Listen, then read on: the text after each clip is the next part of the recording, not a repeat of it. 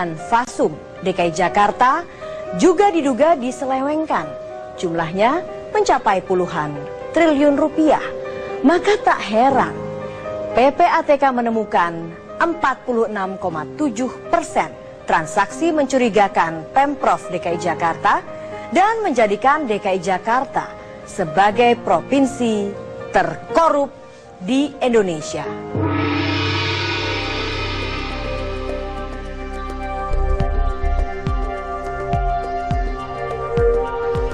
Adalah Priyanto, Wakil Gubernur DKI Jakarta yang mengungkap penyelewengan anggaran pendapatan dan belanja DKI Jakarta yang terindikasi merugikan keuangan negara. Ini menarik, karena data yang diungkap ke publik ini menurut Priyanto akurat. Penyelewengan yang dimaksud adalah pengadaan Fasos dan Fasum Taman BMW yang nilainya mencapai 737 miliar rupiah. Modusnya, 7 pengembang menyerahkan tanah ke Pemprov DKI Jakarta yang tidak disertai sertifikat tanah tersebut. Tanah itu pun masih dikuasai warga yang memiliki surat alias hak kepemilikan tanah. Jam 5 sore atau sekitar setengah 6. Pak, saya jujur ini saya berdiri di depan dia. Ini tanda tangan. Iya. Ini tanda tangan Pritola, para Pritola. Iya.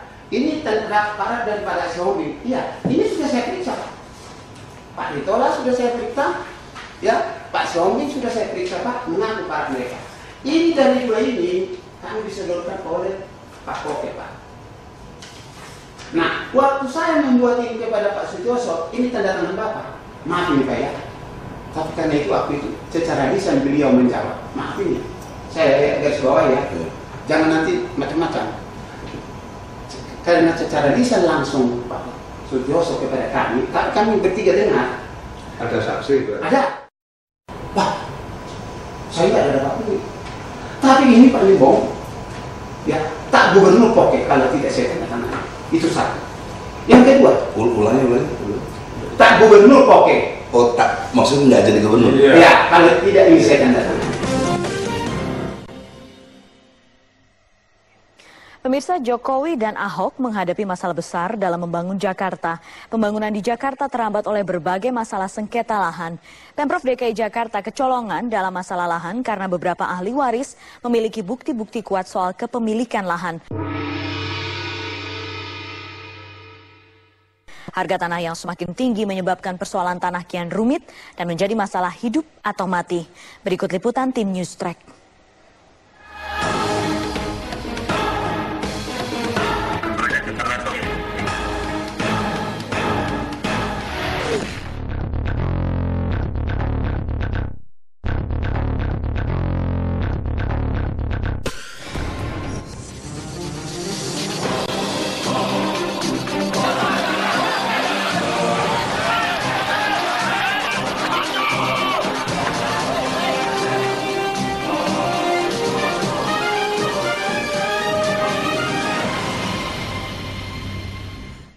Kisah bermula dari sini, ketika secara tiba-tiba mantan Wakil Gubernur DKI Jakarta Priyanto muncul di KPK, membawa sejumlah berkas kasus sengketa lahan proyek stadion olahraga di atas Taman BMW Jakarta Utara. Enggan disebut pencitraan, Priyanto baru muncul sekarang, mengungkap kasus yang terjadi sekitar 5 tahun lalu, terkait dugaan korupsi dan penyalahgunaan wewenang.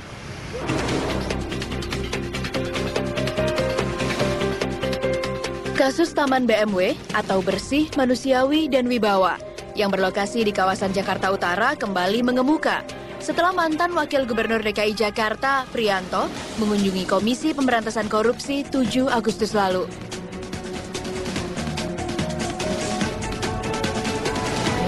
Mantan pendamping Fauzi Bowo ini datang untuk melaporkan dugaan korupsi dalam pembebasan lahan Taman BMW ke KPK. SPH ini setelah saya baca, saya stabilo luasnya itu, setelah saya jumlah, itu cuma 12 hektar. Di berita acara serah terima di BAS ngomong 26 hektar yang serahkan, tapi lampiran surat pelepasan hak cuma 12 hektar. Berarti kan kurang. Nah kalau kurang kok berani-beraninya DKI magri tanah seluas itu? Pemda, ya kan? Anda memiliki SPH, surat pelepasan hak yang dari pengembang. Coba diuji. Dan ujinya itu tadi, baca SPH, nggak usah sarjana hukum. Loh, ini surat pelepasan haknya kalau di Kelurahan Sunter Agung. Nah ini Papanggo ya, di apa, tampilnya itu di Papanggo. Kan gitu. Wah, nggak bener. Yang satu, wah ini Papanggo, mungkin ya. Kalau mungkin ya dicek di lapangan dong, yang tanda tangan itu benar nggak tanda tangannya dan sebagainya. Lima-limanya jadi nggak benar. Nah kalau sudah nggak benar, apa yang masih sah aset DKI? Ada Taman BNI senilai 737, kan enggak? Kalau itu masuk sudah dicantumkan atau tercantumkan, seolah-olah kewajiban pengembangan nggak selesai. Nggak punya barang, nggak ada surat, kerugian negara atau itu.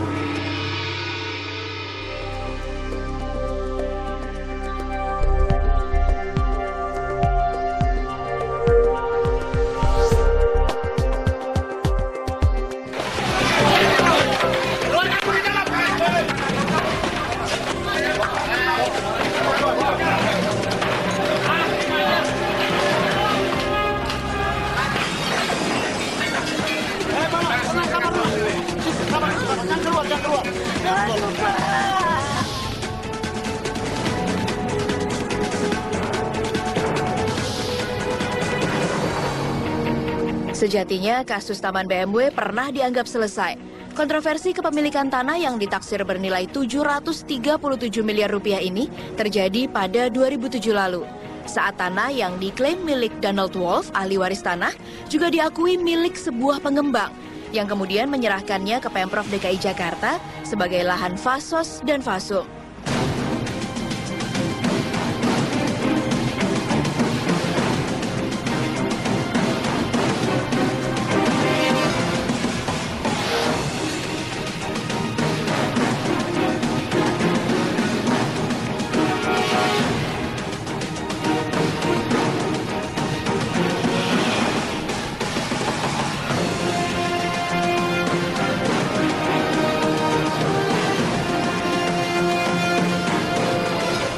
Pemilik lahan yang mencoba menggugat akhirnya harus kalah di persidangan dan mendekam di penjara atas putusan pemalsuan dokumen.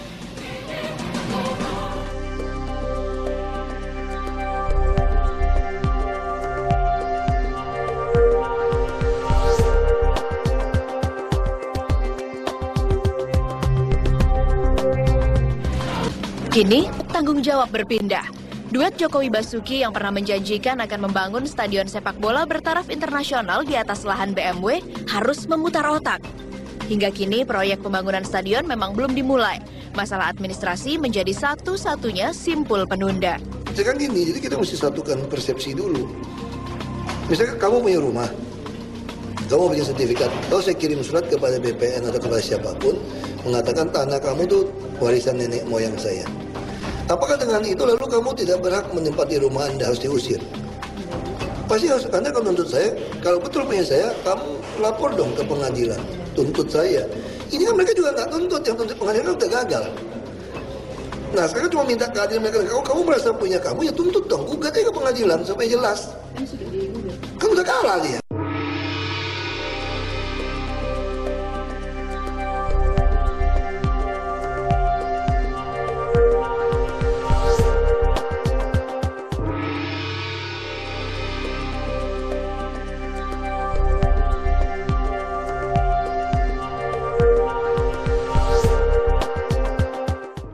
Jadi harusnya kalau sudah kalah berarti BPN diserahkan dan selesai kan.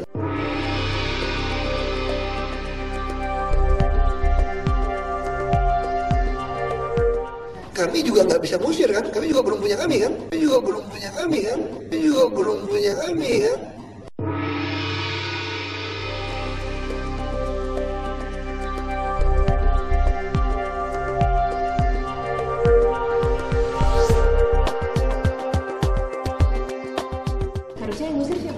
Maka itu tadi, negaranya menjadi negara preman lama-lama saya bilang, kalau gitu.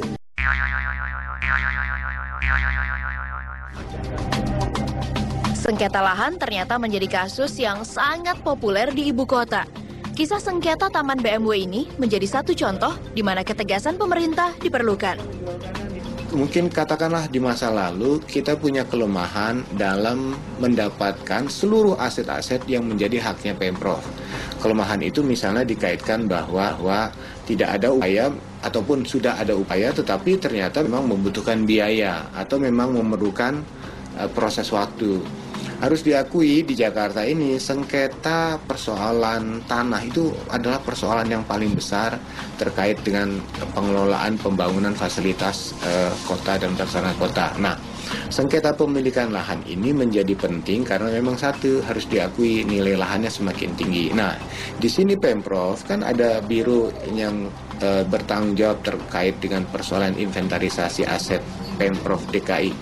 Nah, belajar dari kasus misalnya X dari lahan gedung wali kota Jakarta Barat saja, ternyata di situ Pemprov bisa kecolongan karena ahli waris punya bukti-bukti yang lebih kuat bahwa tanah itu milik mereka. Nah, sekarang untuk kasus yang terjadi yang di lahan BMW, nah disinilah Pemprov DKI meminta kepada pihak pengembang untuk menjelaskan riwayat kronologis bagaimana mereka mendapatkan tanah tersebut, ke siapa saja mereka melakukan hubungan interaksi, apakah ada jual beli, pembebasan lahan.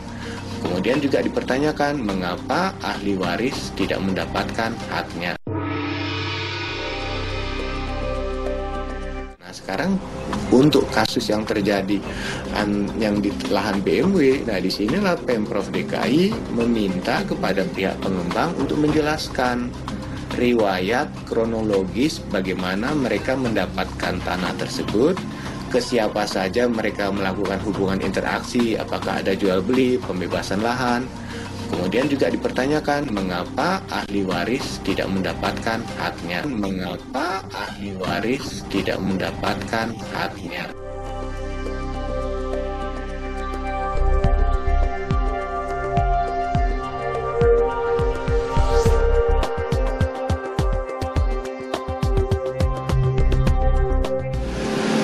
Kurang dari 5 tahun, taman ini telah dipagari dan dilabeli milik Pemprov DKI Jakarta.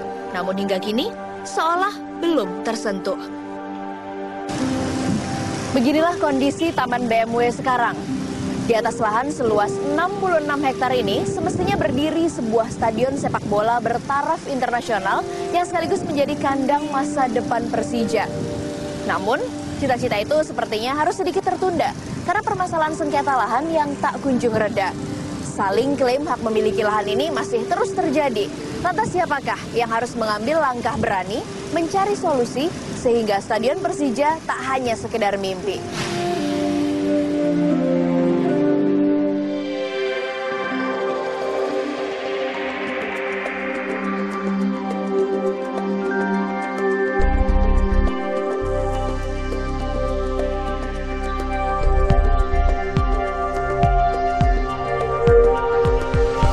Pada tanggal 11 Maret, berkat perjuangan semua pihak yang dikomandoi oleh Pak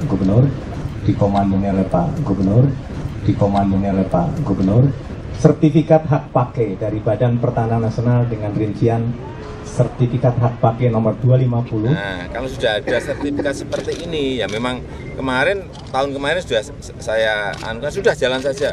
Tapi kepala dinas nggak berani, kan belum ada sertifikat Pak, nggak berani, ya sudah, sekarang sertifikat kita urus. Jadi, ya, kalau sudah jadi seperti ini, masa masih nggak berani, ya sudah berani. Jadi sekali lagi sampaikan bahwa ada sengketa dengan beberapa pihak. Ya ini sudah berapa tahun sengketa kita ini? 14 tahun. 14 tahun di sini, dan ini sudah kita rampungkan gitu loh.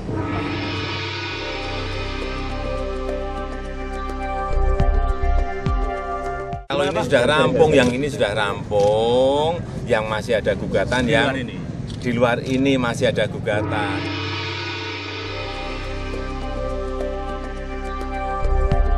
Ini masih juga ada yang gugat 2, masih gugat, tapi bukan yang ini ya, bukan yang ini.